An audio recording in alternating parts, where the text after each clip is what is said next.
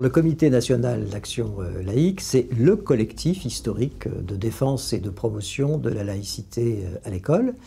Il comprend depuis 1953 5 organisations constitutives: la Fédération des conseils de parents d'élèves, la Fédération des délégués départementaux de l'éducation nationale, le SE UNSA éducation, UNSA éducation, et puis la Ligue de l'enseignement dont je suis le vice-président délégué. Les grandes missions du CNAL sont la défense, la promotion de la laïcité à l'école. Nous nous inscrivons dans une logique historique qui est celle de la défense du service public laïque d'éducation. Nous considérons au CNAL que l'école publique laïque, c'est l'école de tous. Et donc elle doit faire l'objet d'une vraie priorité dans la nation, puisque d'une certaine manière, c'est la seule école libre, notre école publique laïque. L'action très concrète du CNAL, Comité national d'action laïque, c'est une action qui vise d'abord à veiller au respect de la loi républicaine. Notre République est indivisible, laïque, démocratique et sociale. Et bien entendu, c'est à l'école que cette République est soucieuse de former des citoyens. Et donc, la laïcité, c'est évidemment un des piliers majeurs de notre République, puisque c'est un principe d'organisation fondamentale. Et à l'école, le CNAL veille à ce que, par exemple, ce principe de laïcité soit correctement enseigné, que les élèves en comprennent tous les enjeux.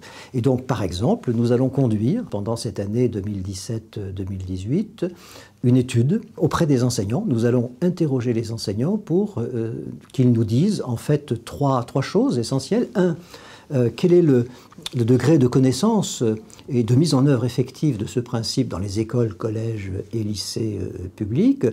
Quels sont les dispositifs pédagogiques qui sont mis en œuvre pour faire partager aux élèves ce principe fondamental?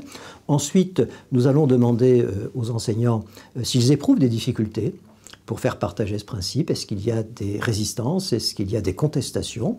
Et puis enfin, nous allons demander aux enseignants si les outils qu'ils reçoivent, si les formations dont ils bénéficient, tant en formation initiale qu'en formation continue, sont à la hauteur des enjeux. Est-ce qu'ils en sont satisfaits? Est-ce qu'ils ont d'autres propositions à faire? Donc cette enquête auprès des enseignants sera complétée par 2 autres sources d'informations. Nous allons réunir au niveau national, à l'occasion d'auditions, toute une série d'universitaires, d'experts, de femmes et d'hommes de terrain qui vont venir témoigner.